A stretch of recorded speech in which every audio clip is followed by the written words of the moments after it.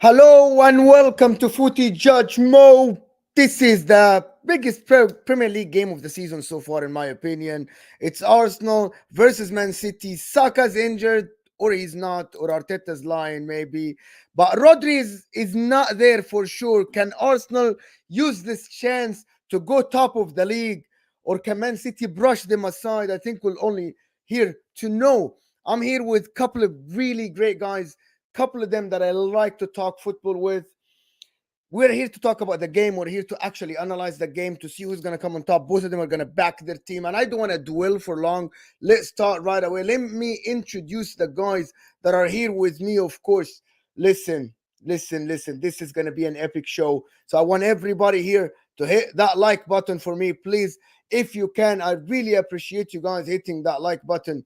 It's going to make my life much easier if you do that.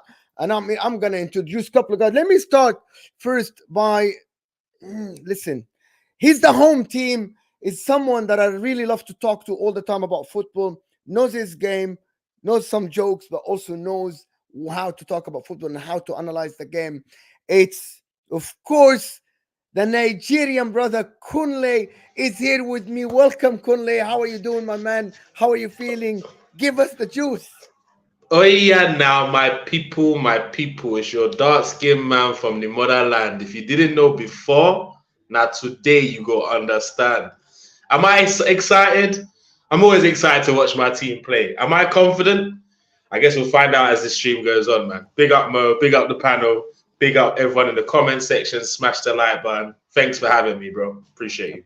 Yeah. Thank you so much for being here. Appreciate you being here with me. And the second guy is someone, same as Conley, I have the utmost respect for, of course, knows how to talk football, defends his team, but with a lot of logic. And it's the one and only with the brilliant setup. It's Nobbins. How are you, my friend? Welcome. Welcome to the channel, of course. I'm doing good, man. Thank you so much for having me on. I like talking football with you as well, Mo, up until the point that you slander Jack Grealish, and I've got to I had step in and defend whole him. stream yesterday just slandering I Jack know, Grealish. yeah, but yeah, I'm doing good, man. Thank you for having me on. Hit that like button, people. Hit that like button. Share the stream. Subscribe to the channel. If you're new, we're going to try to get this to 1,000 subs as soon as possible. This is my 8th stream on this channel. So let's get the subscriptions up. It's only fair to start, to be honest, with the home team. And I want to ask only a couple of questions first. Go for it, mate. Go for it. How confident are you going to this City game with Rodri being injured? City coming from, yes, they won against Leipzig, but they lost against Souls. Does that give you hope, or you're still nervous? Bro, 10, I think what is it, 10 or 11 defeats on the bounce in the Premier League, man. Of course I'm gonna be nervous. I'm not shameless and just think because we made a little bit of recruitment in the summer, we've immediately become ready for Man City. I don't know. But this match will again give me an opportunity to see if we can take that next level. And a part of me kind of doesn't want Saka to be fit for the game because I didn't realize are we Saka FC or are we Arsenal FC? Because everyone's freaking out. City are not freaking out. KDB's not there, Rodri's not there, and their fans are coming confidence to us at our stadium. If we really want to be a serious title challenger, I don't know if you guys can tell me. I don't know anyone that challenges for the title that doesn't take at least 2 points from their leading rival. I don't know when the last time that happened.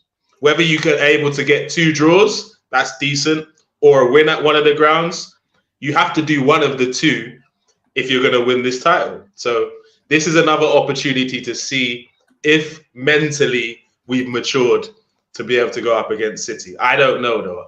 I don't know if I'm confident. I'm just excited to see what team turn up. That's what it is, really. I think that's a really good point because if you think of like Pep's title races with City, he's had 3 really. He had the Arsenal one last season and 2 against Klopp's Liverpool. And in all 3 of those title races, we didn't lose a Premier League game against, Arteta's Arsenal or indeed, Klopp's Liverpool. The first one against Klopp's Liverpool, drew at Anfield, won at the Etihad. Exactly. Second one, both games were a draw, and as you say, we won both times. So you're absolutely right that if it's seemingly so far, history tells us if you want to beat Pep City in an actual title race, it's not enough to get good results against everyone else. You've also got to impact on a direct basis as well. Yeah. Listen, it's just for me, to be honest, I would pick Arsenal as favorites even without Saka, just because Rodri is not Hey, there. Of course, hey, Mo, we're not gonna get to do this tonight. I We're not am. doing this This is today, my bro. opinion, and Wait, I'm wait. not Okay, gonna change Mo, it Mo, do you know why? until I know the lineup. To be honest, if Wait, Stones is fit, yeah, go do you ahead. know why you need to explain it? Is because City have beaten us. Is it Nobbins? Correct me if I'm wrong. Is it the last 10 or 11 times In the Premier League, I think the Premier last League. I think was the last time you beat us in the Premier League? Was that when you had was it when Santi Cazorla scored? Cazorla and Giroud's 2-0 at the Etihad. Yeah. That was the I was last at the time. Etihad. Yeah, I think that may have been the last time. Yeah. So that's like 10 or 11 games, and they're treble holders, bro. So how on earth can Arsenal be considered favourites for the game? Tell me. They're above us in the league. They're above us in the league. Our best player's not playing, just like I guess theirs isn't.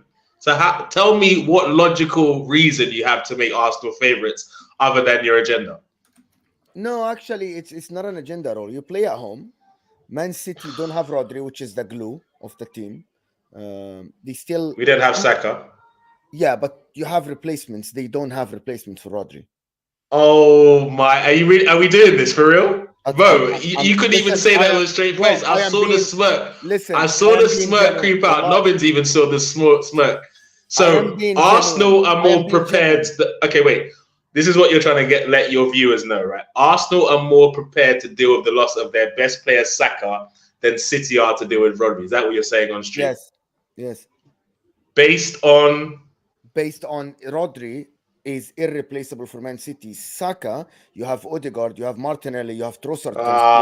You're so this is crazy, man. This is not an agenda. Crazy. Even Nobbins doesn't believe you. You don't believe that. You don't believe in your team.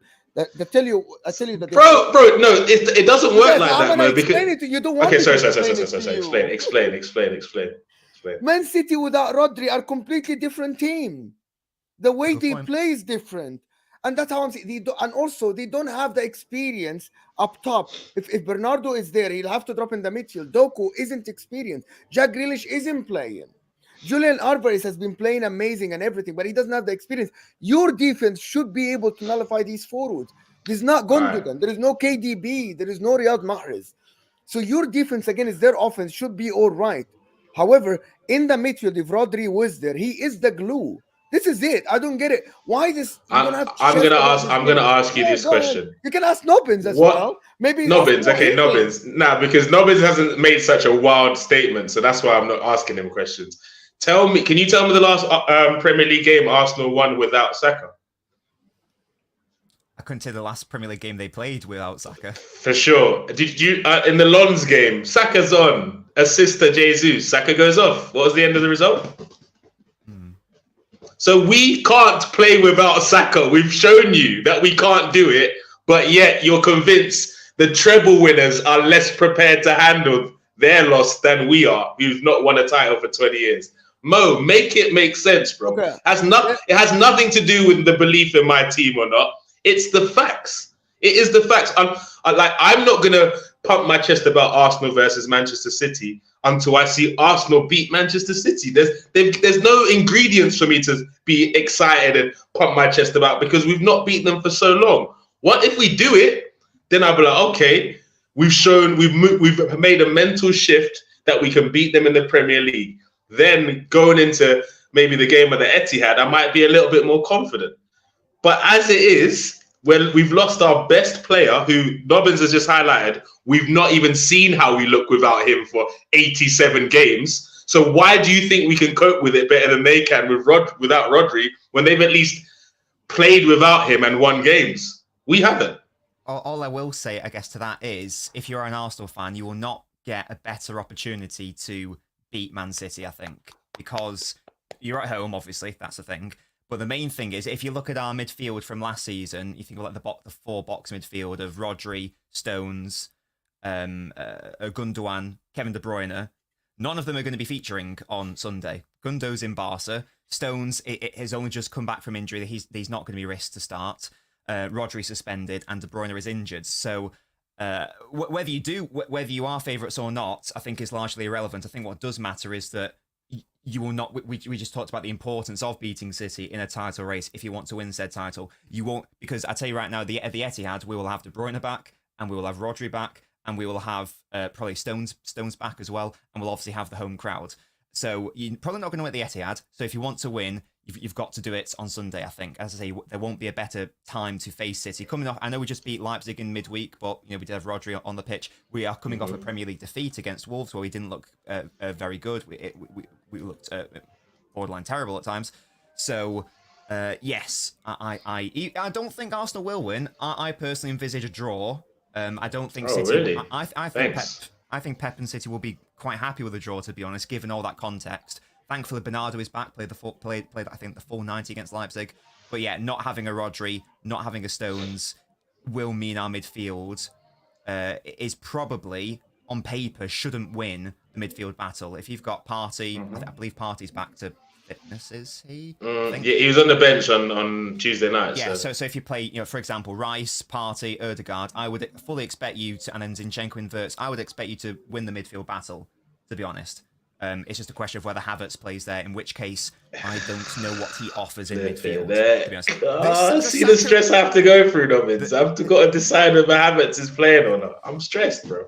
The Saka injury might be a silver lining. Pop Jesus on the right wing, Havertz Havertz out of the way at striker, have a competent midfield, and Trossard on the left. Boom, jobs are good. Is Martinelli injured though? Yeah. He's a doubt, He's out. isn't So he? Martinelli and Saka out. Mm-hmm. I think But we're favourites here. Are we still favourites? I'm not I think convinced that Saka's out. I had no idea that Martinelli is out. You did, but you didn't care. No, I actually didn't. But I still think. Listen, if Arsenal are not favourites for this game, I don't know when are you going to be favourites against City. When we can't be. I don't know, bro. How can we be favourites against the treble winners that beat us every season, home and away? Not just. They don't get 4 points off us. They don't get 3 points off us. 6 points every season, my brother. If you can play Inter at home, if you can play Inter, I would call myself favourites, and it's not just me backing my team. It's not that.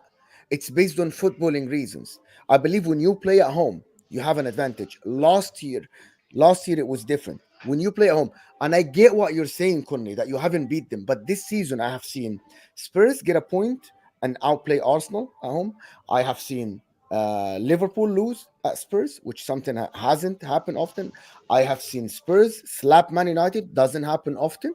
You know what I mean? Yeah, it happened 2 seasons ago for whatever reason that happened. But so you're expecting a freak result? No, I'm expecting Arsenal to win like with a small margin. I'm expecting you to win with like 2-1 or something. Mo, what's going on, Mo? Is this a scam? Listen, if you think I'm not genuine about this, I will do a show with Hussein. Bro, you hate us, though. You're not genuine. I don't. I actually don't. Listen, I want anybody but City to win the Premier League, and I'm being a neutral for the good of the football of the league. This is it. It's not against City. This is true. City should let it's us just win. I want different people I want to see different champion, just for the fun of it. You know what I mean? So I want Arsenal to win. I want to have a title. For the good of the title race, you have to win.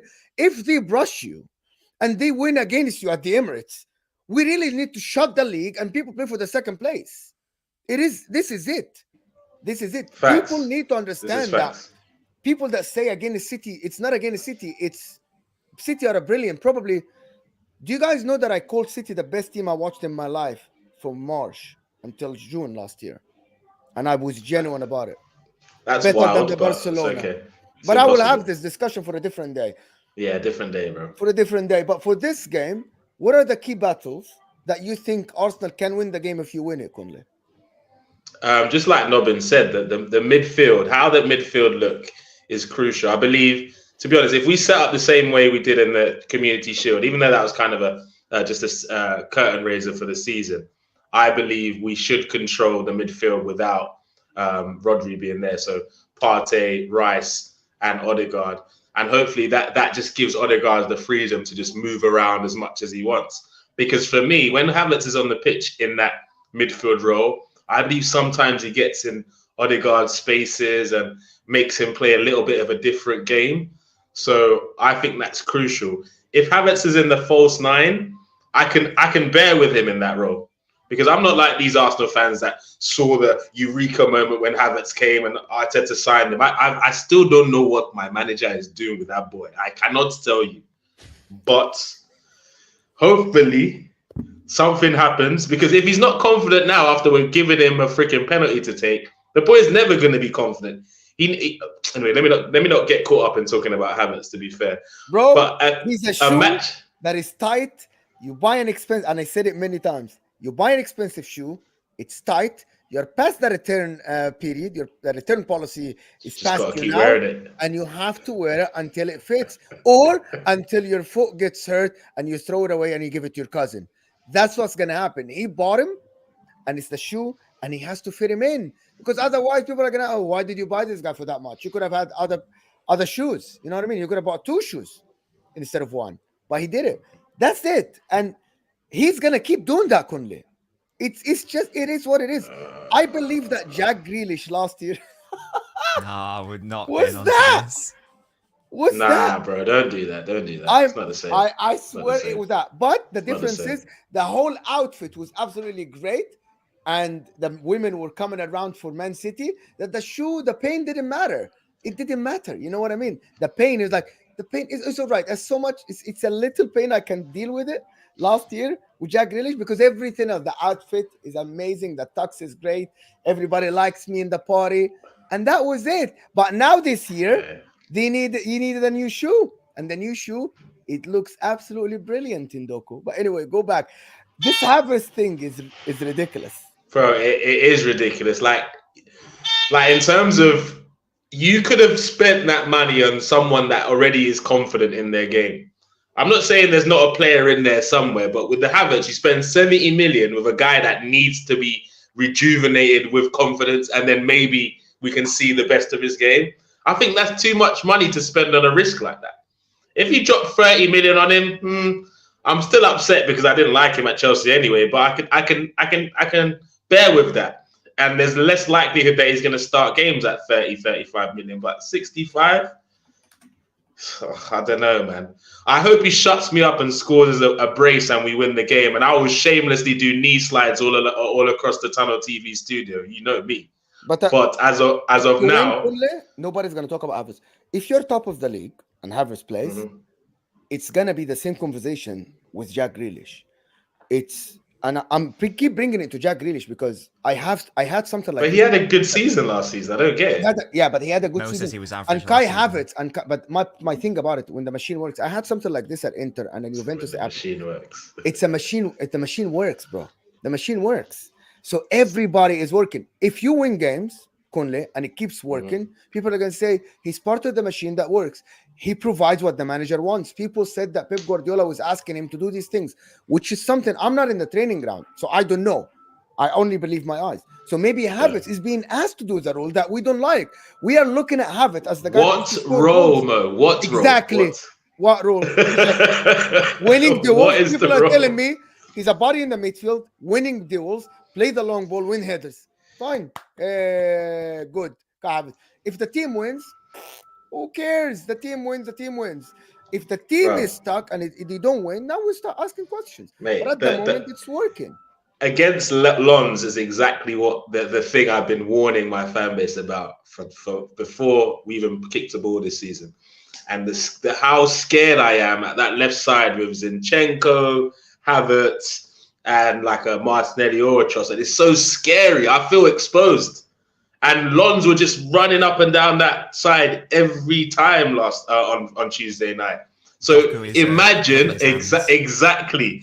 Imagine if Pep just decides to be an arsehole and play Doku on the right hand side. It's long. Do you know how long that is, bro? It's long. Doku 1-on-1 with Zinchenko. You might as well call it a day then, bro. I'm just praying he says, you know what, he's done his great business on the left side this season. Let's keep him there. I pray.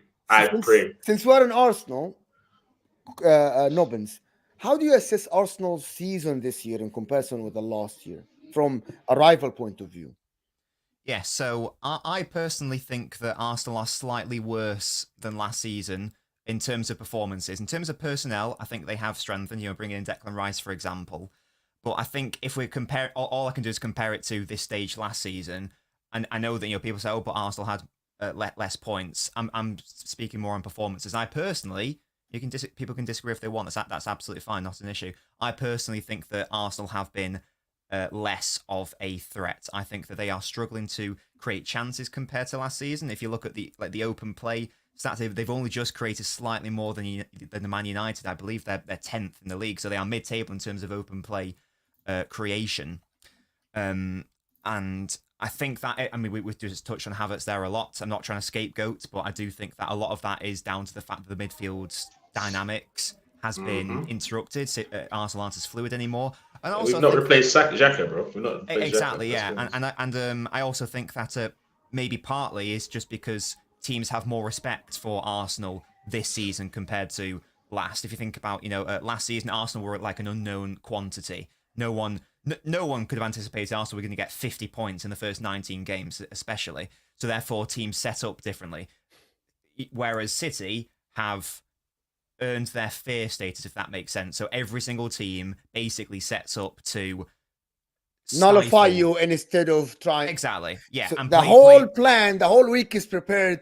How can we stop them instead of how can we score against them or how can we play our football? Exactly. And I think that's now what other teams are doing to Arsenal, because now they're like, oh, they were very good last season. We've got to do a similar thing to what, how we'd normally set up for City. And Arsenal and Arteta have now got to try to crack that code of how do we actually play through a low block on a consistent basis. This is like a problem that Guardiola at City has to do, basically every single week. And I don't know if Arsenal's players are quite yet used to, being expected to win basically every single game and come up against this side who are just desperate to even get a point against them. So I think it's an opposition issue in terms of like they're more prepared for Arsenal. And I think it's also maybe an Arsenal issue in that they haven't, for me anyway, they haven't quite hit the heights of where they were early stages of last season. That could come. They do have injuries. Like if Partey comes back to the team and this Havertz in the midfield experiment stops and you play him somewhere else, or you don't play him, whatever. But yeah, I personally think that Arsenal are less of a threat this stage of the season compared to last season, which is a massive issue for Arsenal because just going back to the thing of Arsenal won't get a better chance to beat City. I think this isn't a must-win game for Arsenal, but I think it's probably a must-not-lose game because if they lose yet again, I already think Arsenal have a bit of an inferiority complex when it comes to facing City. Liverpool never had that, even when they were, even when they finished fourth before their proper title charge, they battered us at Anfield and they beat us home and away in the Champions League. So Klopp's Liverpool never had that mentality issue.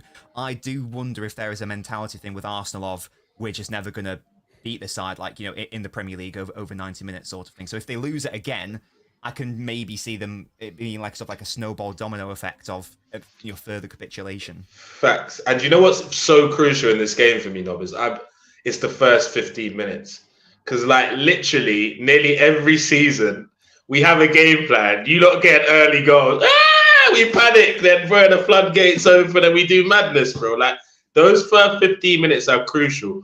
And if we get a chance in that, we have to take it. It's not like, ooh, he got so close. We can't be celebrating good chances and stuff. We've got to take that chance. Yeah. That's what's really frustrating. We've not been, we've had to, because we've not been as flowing as we were last season. We've had to be more clinical this season, and we've not been able to be that.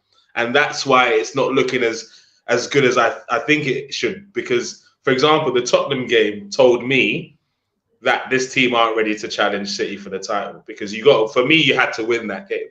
Obviously, Sunday is now another opportunity for me to ask that question to my team. Are we ready to challenge City? So, as you said, we can't lose.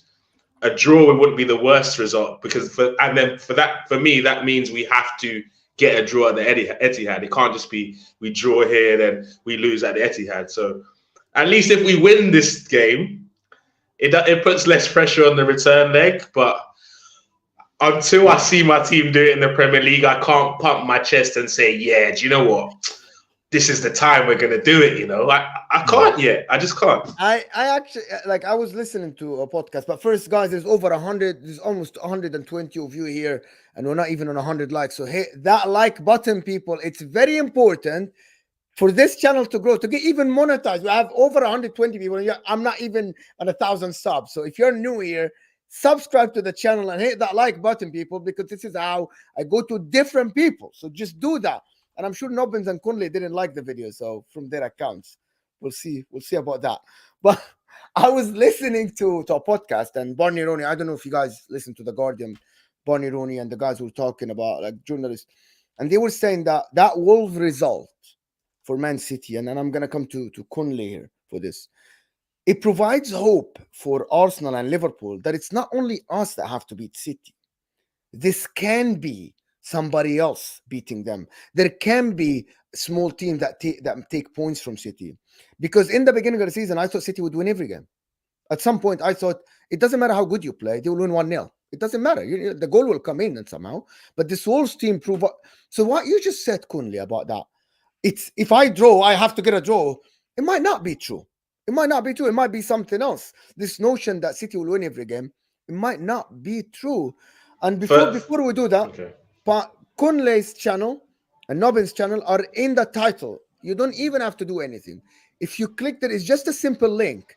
You click on it, it takes you to the channel. Subscribe to the channel there, like the last video or like 50 videos if you want and if you can, and come back and chat with us. It's very important that you subscribe to these guys. Of course, it's there in the title. You don't have even to open the description. It's just a link in the title, and also the like button. Thank you, guys.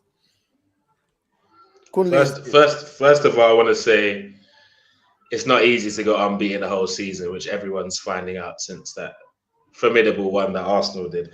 But just like me and Nobbins talked about earlier, in the history of the Premier League, if you don't take at least 2 points off your leading rivals, you don't win the Premier League. Like Leicester beat City in their title challenge. Chelsea, I don't really want to talk about Chelsea. I don't want to go through all of it, but if you go back in the history books, you'll see to win the league, you've got to take points off your leading rivals. I know what you mean that I think we need to take at least 2 points. 1 point ain't enough. 3 points minimum would be ideal, but if we take 2 points, that means they don't gain points in those extra points in those games on us anyways. That's what I mean. So yes, other teams can beat City for sure. But have we, like, the thing with Arsenal is, like, do we have the mentality to beat our leading rival? I right now, I don't know. I don't know if we have it. But Arteta has no excuses this season for me. We have to do it. We have to push them all the way because he's had 4.5 years there. He spent a lot of money. So for me, he believes that the squad is strong enough, so he needs to show us then. Show us. Like, we can't be upset that Saka's injured because Arteta thinks this squad is strong enough, or else he wouldn't have spent 65 million on Kai Havertz. He would have spent it on 2 different players that maybe would make up the numbers. So I'm getting behind my manager. If he believes we can do it, I'm behind it. But Sunday will let me know. If we get violated, I know where it's at, 100%. If we draw, I have hope. If we win, I don't even want to go into those thoughts yet. So let's just wait and see. It'll be interesting to see how you play because you can either take the game to City, dominate the midfield because there is no Rodri, as we've discussed. But then there's the issue of, well, that's basically what Arsenal did last season because in the first half especially, Arsenal were fantastic and they were much better than us, to be honest. But we still went 1-0 up because our strategy. Well, that's it. But also our strategy was, Arsenal's press is really good and their man marking is really good. Just long ball to Haaland, knocks it down. De Bruyne as a runner, boom, and we kept doing it in the second half as well. So I wonder, but what I've noticed this season is against United and Spurs, there was a clear concern by Arteta that he didn't want to get caught on the counter like that. So he actually was, Arsenal actually allowed United and Spurs to have a bit more of the ball. Like, I don't know the exact stats, but at one point in the game against United, I think United had more of the ball. That's not because United were so brilliant that they were able to have more of the ball. Because Arsenal were like, yeah, we'll let you have the ball, see what you can do with it. We're not going to let you counter-attack on us. So I wonder if it'll be a similar thing of will Arteta say, actually, I don't even want to try to win the midfield battle. I just don't want to get hit on the counter with the likes of, Alvarez, Haaland, Doku. You actually have a bit more of the ball. See if you can play through us. I wonder what the strategy is going to be. You're right. I would like us to give you a bit more of the ball this time around and try and catch you on the counter. Personally, I don't know if it's going to work, but I'd like to see what that looked like, because I believe at home, I don't know if you guys agree, this season for me especially, Arsenal have turned up at home games with a level of arrogance of like, ooh, we just have to be here with our crowd and we're going to win this game. And it's crazy to me. With arrogance as well. It's not only home. Yeah, but that was the only Lons was the away game that we came with arrogance. With all the other away games, we've not conceded a goal. We've looked really, really solid at the back, and we've been quite clinical of our chances. But at home, I don't know what happens. They think but anyway, they're playing City, so I doubt they'll come to that stadium with any arrogance, because they haven't done so for an amount of years. But I don't know. It's a weird one, man. Like Arteta, if you really want to take that step to be considered in conversations of managers, you've got to be able to take points from games like this. I'm gonna say something. I don't know if it's what would you think? I actually think this Arsenal team cannot be set up to play on the counter attack. They will have to dominate the games. This is how I'm looking at the team now. They have to dominate the game. If they don't dominate the game, especially without Saka and without Martinelli, it's very hard to play counter-attack in football. Because we don't have a lot of speed. You're right. Not even necessarily. I'm thinking about how you have to dominate the game. I'm just thinking more about how they played against United, where Arsenal didn't set up to counter-attack, but at the same time they were more than happy to let United make their own mistakes, playing out from the back and that sort of thing. So, but you don't make mistakes like that. You don't really make mistakes. But the difference with Man City and Arsenal was evident last night. We need a goal, Nketiah comes running on, isn't it? You need a goal, Alvarez comes on, and there's no way Nketiah has ever hitting the ball that cleanly to score that goal that Alvarez scored. He's just not in it. Eddie does as much as he can, but he's just not that level that we need, unfortunately, and that's the difference. Yeah, and listen, to be honest, the young kids for Man City, and I want to switch it to Man City a little bit because there is Michael. You guys know Michael from Michael Talks Football. Of course, if you don't know him, go subscribe to his channel. Absolutely brilliant content creator, a brilliant guy that talks about all football. He's saying Haaland hasn't scored in the past 2 games. He's scoring on Sunday. Are we really confident about that? Because against Leipzig, it looks like he was still frustrated. I see the look at his face. He wants to score the goal. He keeps moving, but it's not coming. It's not coming his way. I think against Wolves, he had 2 chances, and one of them was cleared by Dawson or something, which is the same with David Raum yesterday. He went through on goal, and David Raum caught to him. And I'm not going to slander Haaland, of course, a brilliant goal scorer. You can't do that. Like Salah, when people slandered Salah after he starts slow or something, it's coming. But is that something that you think Pep Guardiola is trying to find a solution? Because when you have a player, and this is not my words, but I was thinking about something similar last year.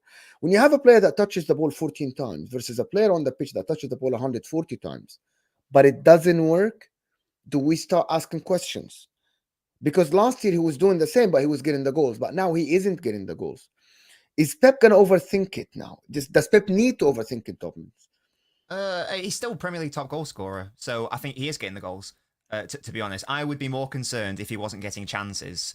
This is, we're talking about this, poor patch of finishing form. He scored 10 days ago, and he's already got a hat trick in the Premier League this season, and he's not finishing. However, his overall contribution to the team is still there. He is still, and it's a similar thing with my point of, Arsenal last season, unknown quantity. This season, they're being more defensive. I'm not saying Haaland was an unknown quantity by any means, but there is you can noticeably see this season, obviously everyone knows how amazing Haaland is. So what Haaland's doing is he's being double, triple marked sometimes. So it's obviously harder for him, but what that does is it creates space for everyone else. So I actually don't expect Haaland to, if we're going to assume that City play well on Sunday, I don't think Haaland will score, but I think that Haaland's overall play will be the actual contribution and will be more valuable than the goals. And I don't think that there's, from my perspective, there is no worry from Haaland. He's got a very strong mentality, and he's also a team player as well. Like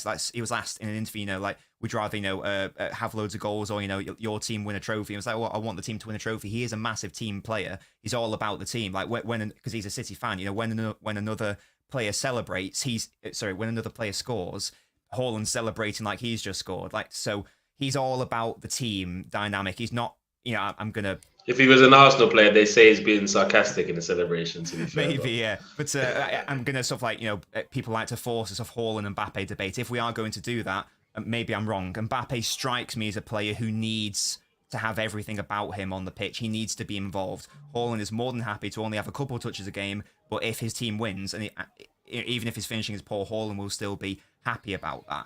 And, I don't think he'll let that impact or affect him. So that's my sort of point of view. I think there were really weird City fans on Twitter, especially who I saw someone say drop him and play Alvarez striker. Yeah, I mean, genuinely, I swear to God, that's a genuine, and that was a genuine trend. It's not one. There were multiple accounts, and you know what I'm talking about, Nobbins. Big accounts, not small accounts, not like the people that have 10 followers, people that have thousands, saying maybe he needs to have a little bit of rest on the bench. Maybe Alvarez is more in form now. And I'm like, do you know what it is? Yeah, I think. Sorry, Nobbins. No disrespect. How old are you, by the way, if you don't mind me asking? Older than you probably think. Okay, so I've assumed you were at City before the takeover. I would assume. I mean, a City fan before the takeover. So the majority of people that are making these accounts weren't. Let's be honest. Like this, like the Chelsea. I shouldn't assume anything. He's a bandwagon fan. I didn't assume anything. That's why I asked the question. That's why I asked the question, right? If I assumed, I wouldn't have asked the question, right?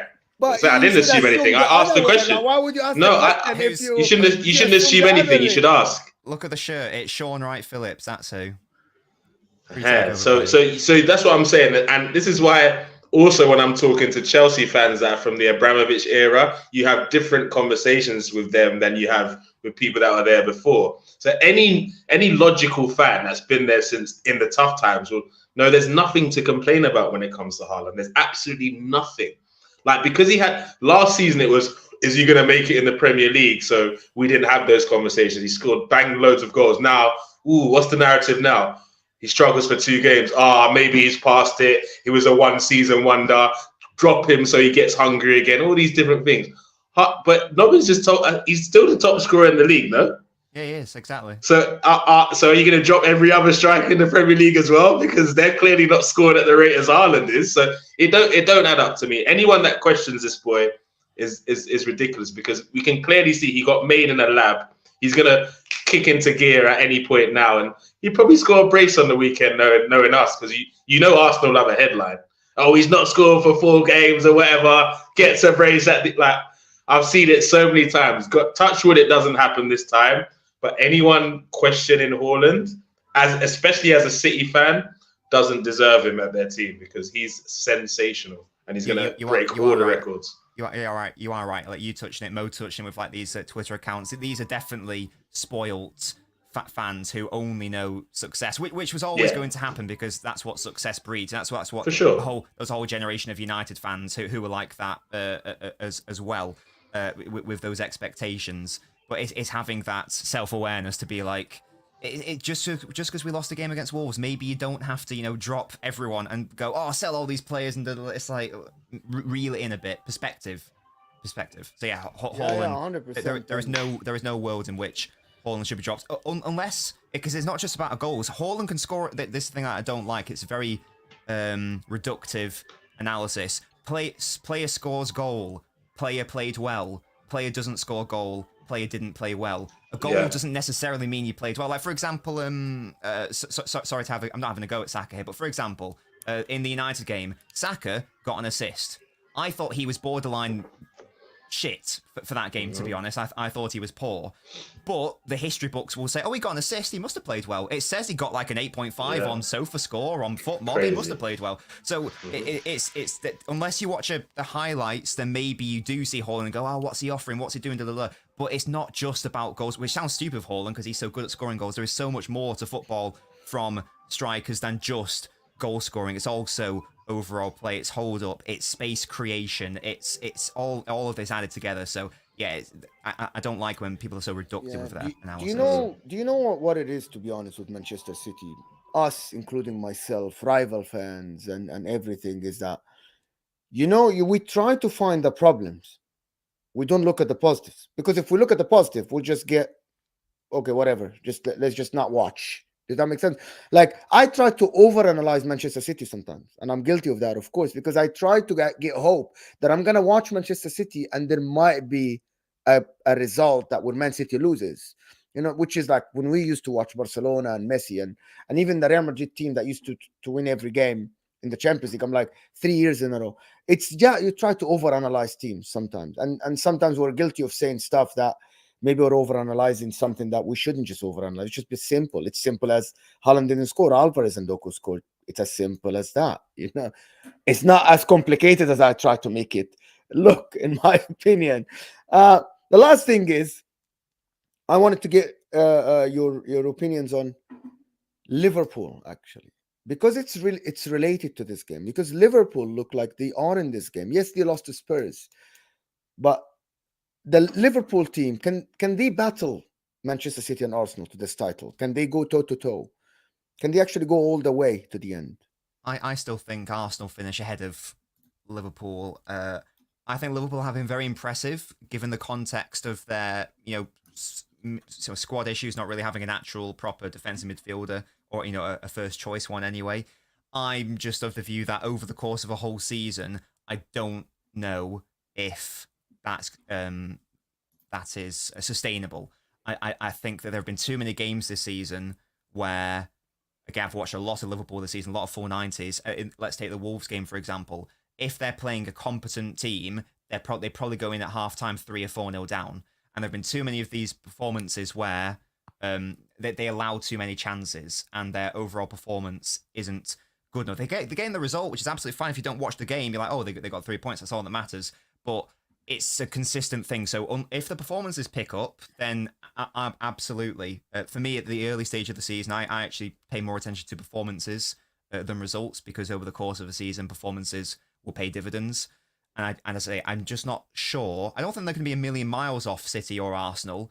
But if we're going to say that, so if we assume that, I don't know, City beat Arsenal to the title by like 5 points or whatever, Liverpool will get beaten to it by sort of 7 to 8 points, that sort of thing. I think there will maybe be only one game in it either way. Yeah. Kunle, before you do that, I don't know if you guys know Will Stewart is a Spurs fan from America, the one that did the video about Igal.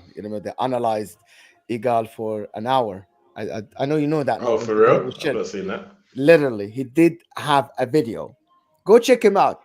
It's a funny video, and I kid you not. He analyzed Igal with Hussam on an hour recorded video. Everything Igal said after the Spurs game. But I want to get Will actually to talk with Kunle one time, because Will has a lot of chest about Spurs. But yeah, Arsenal won't finish top 3 unless they fix their chance creation issue. But I will get that to this comment. But that echoes what Nobbins said about the open play chances that they don't create. It echoes that, because I don't think it can continue. But go ahead for Liverpool. I just wanted to highlight that comment. You see this Liverpool thing? I don't know if Nobbins agrees. I believe Liverpool fans, for some weird reason, are under the impression that they're some sort of underdog story this season. And no way in hell are they going to come with that for me. They've had the same manager for, is it 8 years now? 8 years, 2015. And that same manager has won every trophy in the game. That's still at their club, right? They had what you could say, because of how they started, an off-season last season, and now they're back where they belong in terms of in the mix with the points with the big boys again. That could just have been a glitch season. So, and the way they started, I won't lie, there's certain games this season I've thought, if teams took their chances, Liverpool definitely wouldn't have the amount of points they do. But they have taken Liverpool have taken their chance and they have these points. And they do have a world-class manager in Klopp.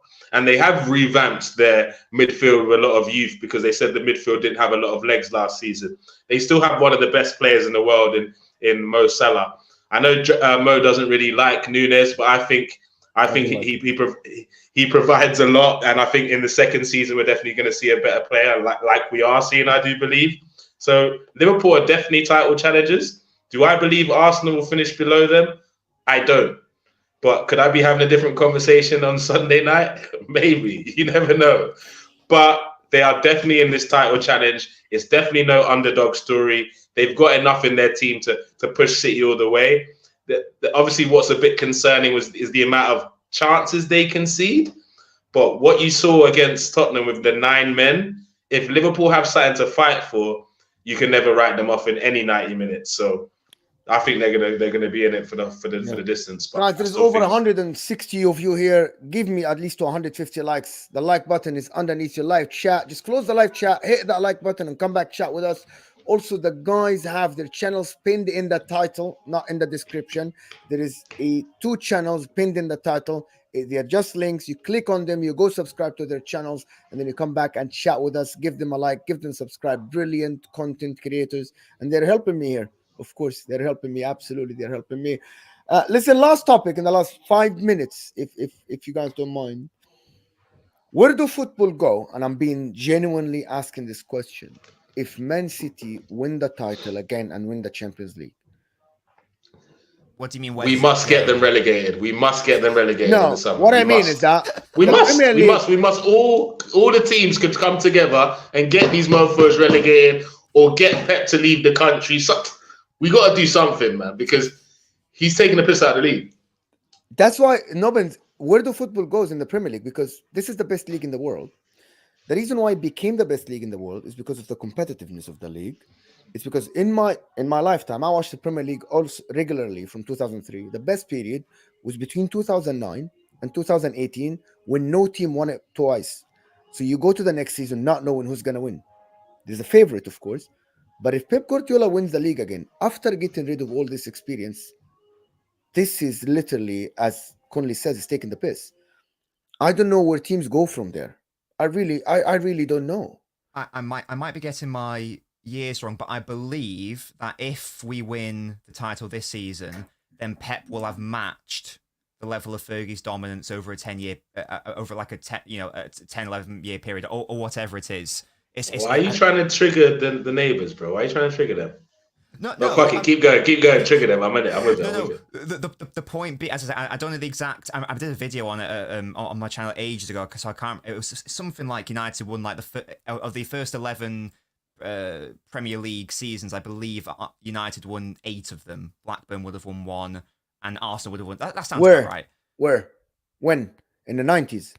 Yeah, well, in the Premier League from 93 through 92, to... yeah, in the 92, 93, yes. Yeah, okay. For like a 10, 11 Only years. lost twice. Arsenal 98? No. Arsenal won it 2 times, and yeah, Blackburn, yes. Yeah, so I believe, I guess someone can correct me if I'm wrong, but I believe that if Pep wins it, if City and Pep win it this season, then it will be matched in terms of like City have won like 8 out of the last 11, or it is something like that. But basically, the point I'm trying to make it is that this has already happened before in the Premier League. So I understand the thing of, if you're a rival fan and you want change, I totally appreciate and understand that, because it mustn't be fun not being a City fan right now in the Premier League, seeing them win all the time. It's not fun not being even any fan in the sure, Premier, yeah, watching the Premier League. But all I would Spurs fans, you should check the Spurs fans. They're super excited about claiming draws, bro. So all I would say on that is as I say, if City win it again, then it will be a matched dominance. It's not going to be a new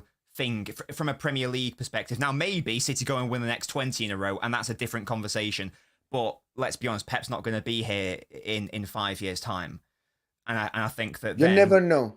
Well, look, yeah, but that the likelihood is he's not going to be here. He's not going to be here forever. I actually disagree with you. He won't be there in 5 years. I think he'll be bored by then. You want him to leave. I want him to leave. But I actually disagree. I am looking at the economics of the world football now, and I don't see Pep leaving Manchester City soon. Anywhere. When I see him leaving in the next Tell me 2 one years. place where he would go. Well. I think what he probably would do is England national team. I think he'd probably go on a sabbatical for a bit and then maybe The England national team, bro. He could do that. Well, I think again They did it once with Eriksson, Sven-Göran Eriksson. They won't ever do it again. Do you know that? Oh, England. I don't agree. Never. They will never. The disagree. English people will never allow that. As I understand, Wait, hold on. Sorry, because I didn't want to interrupt them. But from what do you honestly think if England had the chance to get Pep Guardiola, they'd say no? Is that what you think, man? Yeah. It's not anything against him. For me, I remember the thing that happened with Sven-Göran Eriksson when people said we want an English manager.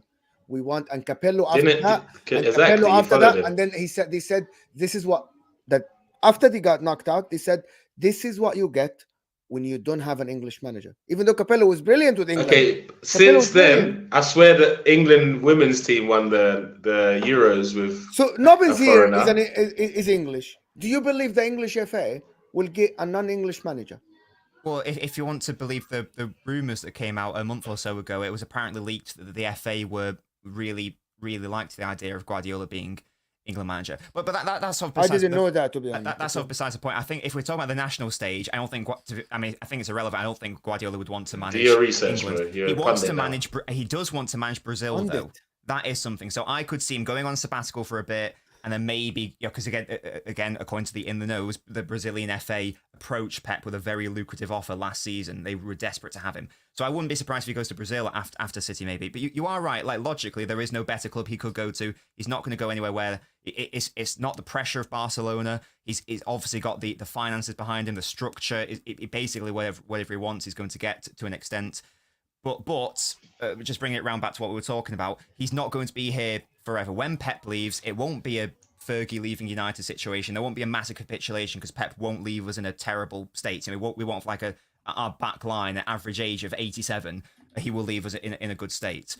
But there will be a decline, which is understandable because going from Pep to literally anyone is a downgrade. I don't think it'll be a massive downgrade, but I do think that once you see Pep leave, it won't. Other clubs, especially Newcastle, by the time I think Newcastle will be up there and challenging, I think then the doom and gloom around City's dominance, I don't think it's going to be a Bayern Munich situation where we win 10 in a row. I honestly don't think that. I'd love it if we did, but I don't think that's going to be the case. I hope not. I would never rule out Pep, right? You can never tell of a manager in terms of how they think. Maybe he gets bored and thinks, I've conquered everywhere. Let me go and bring back AC Milan to being a world beater again and get them to the Champions League final. He might like a project like that. I've conquered all leagues like before, just like they talk about Mourinho's won it here, there, and everywhere. Pep might want that too, because what other accolades are there for him to do? He's won the Premier League in nearly every way, convincingly, without a number 9, with a typical number 9, with a short number 9, lending the rest of Chelsea and Arsenal his players and still beating them. Like, the guy's taking the piss out of the league, bro. It's a joke. We need City to get relegated or Pep to leave in the summer. One of those two things must happen. Start the petition. Just if we're talking about timescale, obviously, he's got this season and a further 2 years at least on his contract. That's the absolute minimum amount of years he's going to do. Again, according to the In the Nose on Twitter, etc., Pep will not leave City until we've had these charges against us cleared up, because he's really again, this is according to the In the Nose. He's really annoyed that his legacy at City's been questioned and his achievements at City have been questioned. So he doesn't want to leave City under a cloud of potential allegations and breaches. So if this case goes on for another 10 years, then maybe maybe he will be here for 10 years, because it is going to take a number of years to get this sorted out. But so it's at least Nobbins knows something we don't, Judge Mo. He's a lawyer, remember, so he knows what they might try and do. He knows what they're on. They're going to stretch it out till Pep leaves, so he leaves on a high. Then he's done it, and then the age of 87 years old, the case is finally gone. Yeah, guys, get us to 150 likes. Hit that like button for us. This is there's a question that was asked from me here. Is like, do you want Pep in your league, Mo? No, absolutely. Even if it's at your club. Do you want him at Inter? No. Why? Not even at Inter. No. He's lying about that one. Oh, But why? No, I wouldn't be like mad about it, but I believe that Pep Guardiola ruins the way you watch the leagues. So Genuinely. So you Genuinely. prefer entertainment over your own team's success? No, because I think my team is gonna be successful. But do you But think if it'll be he is there, hey, if he's look there, at he's gonna be successful. Nobbins. You know Mo's talking like this because he knows it's probably not going to happen. Surely you think It it'll be might more happen. successful Come on, with bro. Pep? Come on, we're bro. probably on the short term. We're probably the only club in Italy that might get Pep because we are being bought by the Bahrainis. So Investment. are you saying that Pep needs money? Is that what you're saying? Is that what you're implying? Of course. To listen, I'm Everyone needs money for gonna sustained tell you success. something, Kunle. That is, I said it. Do you know that Zerbi is very similar to Pep? Stubborn manager that has a system that should work against 90% of the teams in the world, right? 90%. But to do that, you'll need better players than Billy Gilmore, than Veltman. And to do that system, you'll need money to get the right players. You need to trial and error. That's what Pep did. It's not, he doesn't get superstars, yes, but he needs better players. And better players means more money in this day and age. He's not like if Pep goes and coach Brighton tomorrow, they aren't going to win the league. They're going to play beautiful football and it's going to look fantastic as well. But the quality of the players aren't there to provide that high technical football. You'll need money to do that. It's nothing against Pep, by the way, that you need money. You're a good manager, you need money to do your thing. So he has so he needs the money. But Let's wait.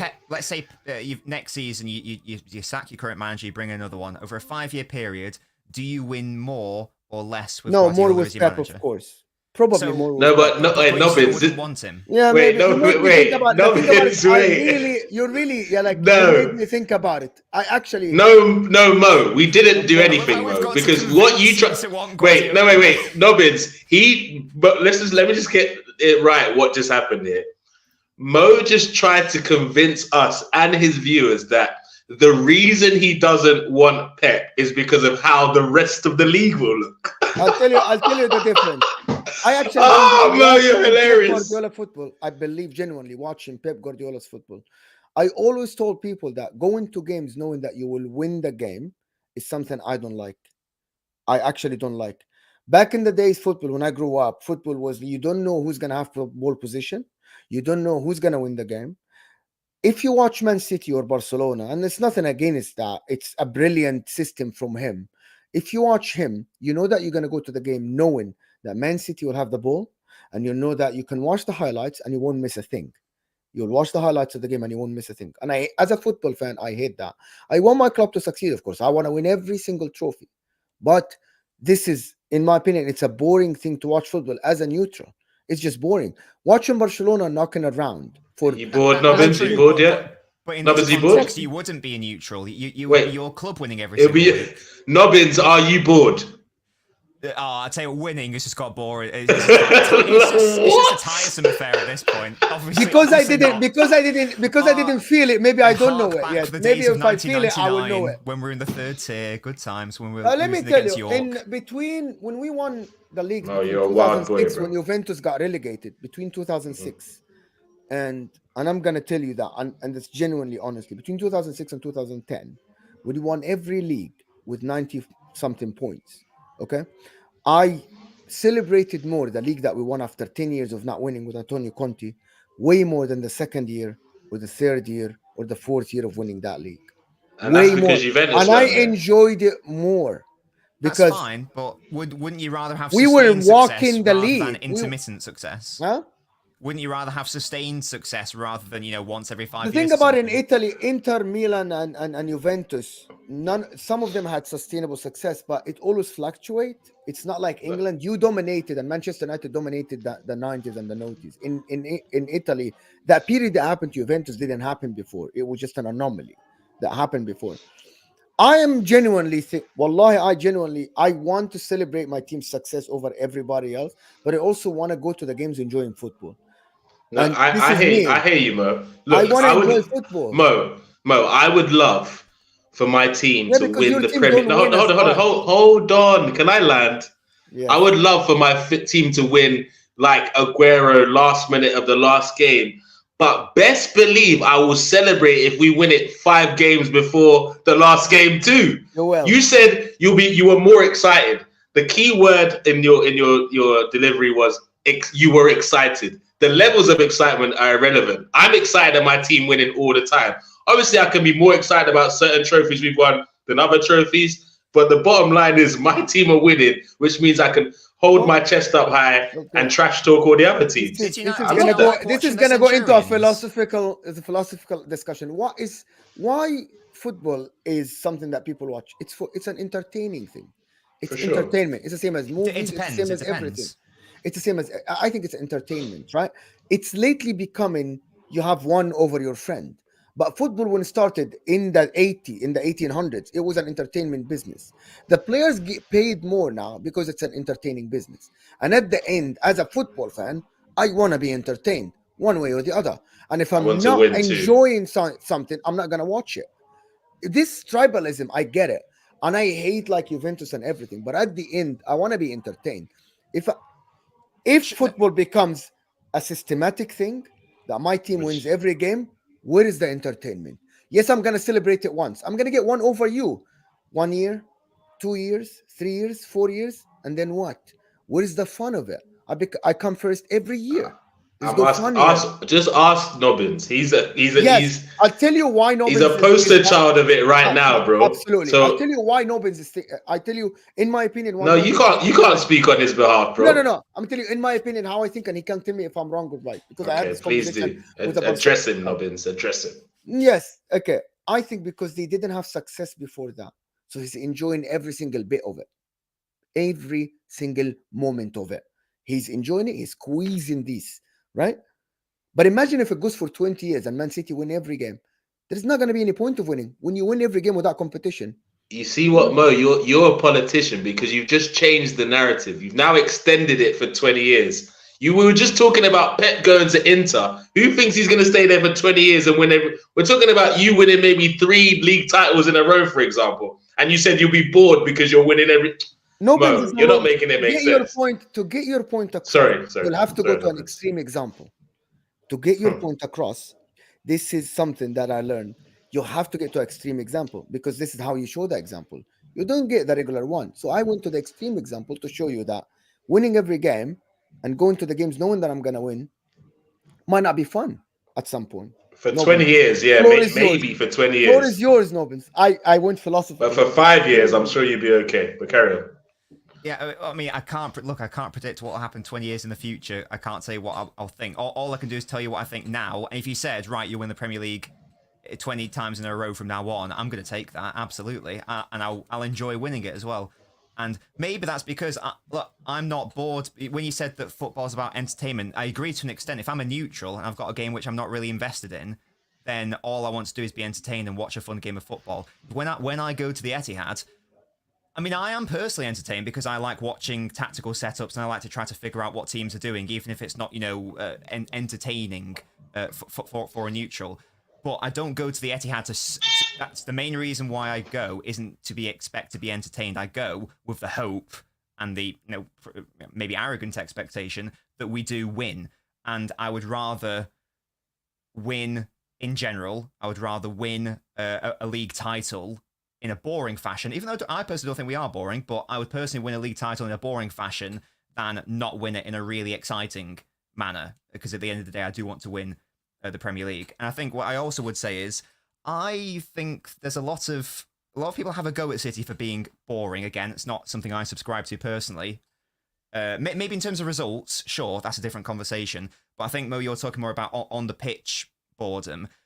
That fault is not City's, by the way. It's everyone else's never fault. Your fault. Okay, Nobbins. I think I've got where Mo's coming from. Real quick. Not your fault. Mo is basically talking about City, who are, let me just be clear, are not his football team.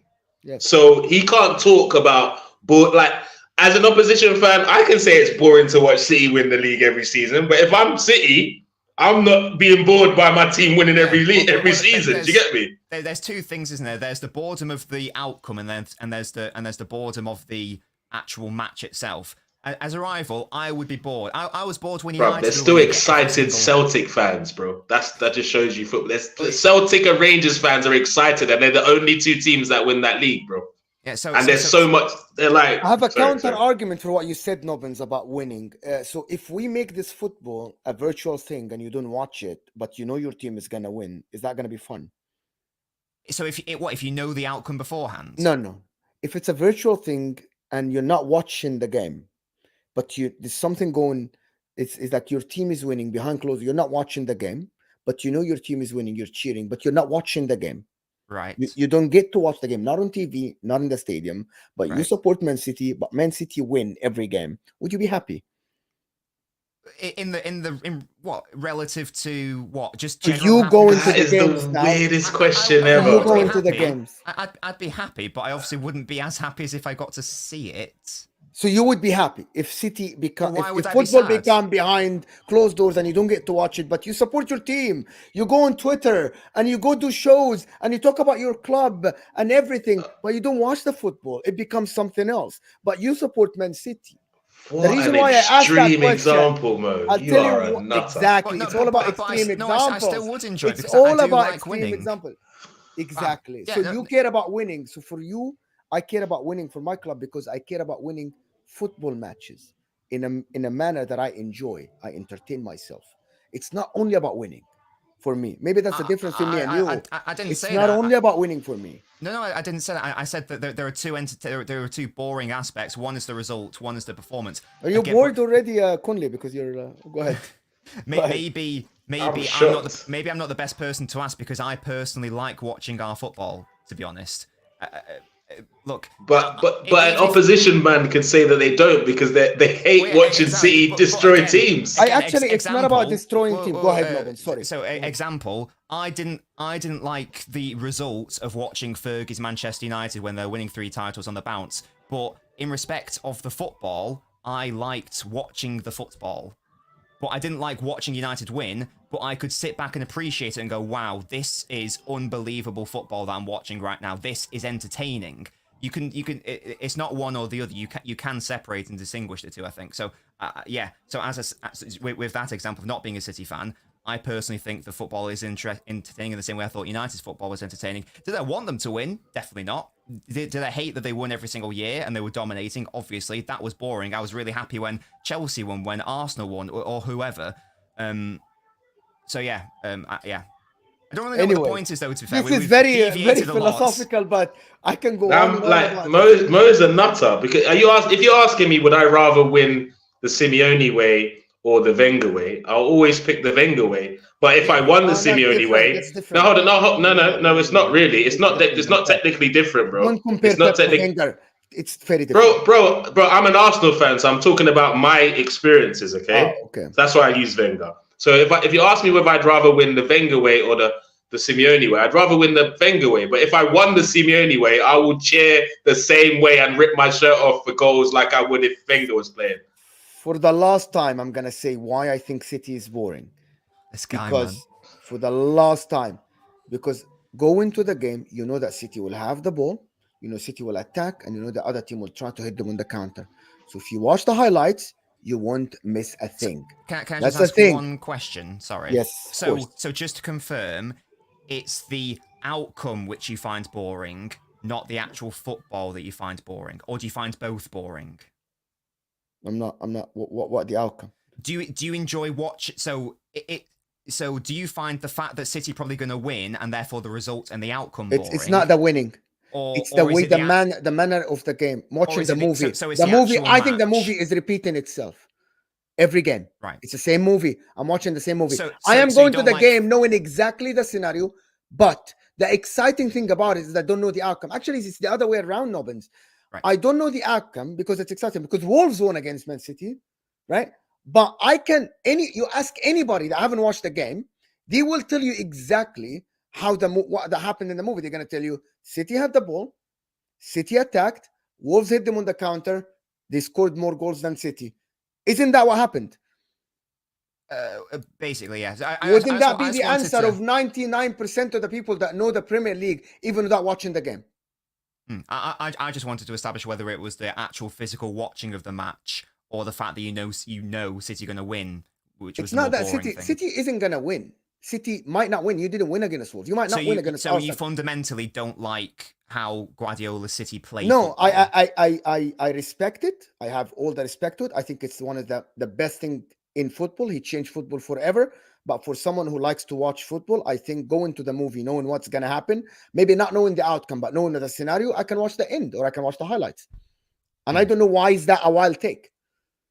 I'm not saying this. I was just trying to establish what you didn't find boring. That's all. So just again, sorry, I keep asking questions. No, it's all right. Actually, this is how you get to conclusions. So did you enjoy watching the Centurions, for example, with Sterling, Sane, Aguero up top, and David Silva, De Bruyne, Fernandinho in the midfield, Walker bombing down the right back slot? The highlights would have done the same thing for me as watching the games.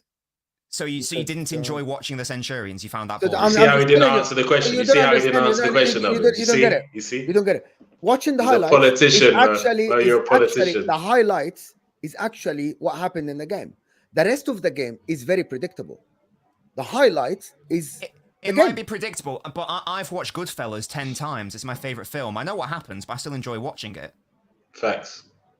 Yeah, I love that example, Nobbins. Yes! That is it! That's why you're a lawyer. I hope I don't ever need one, but if I do, I'm hollering at you, man. Mo, just take the L, bro. I'll take the L.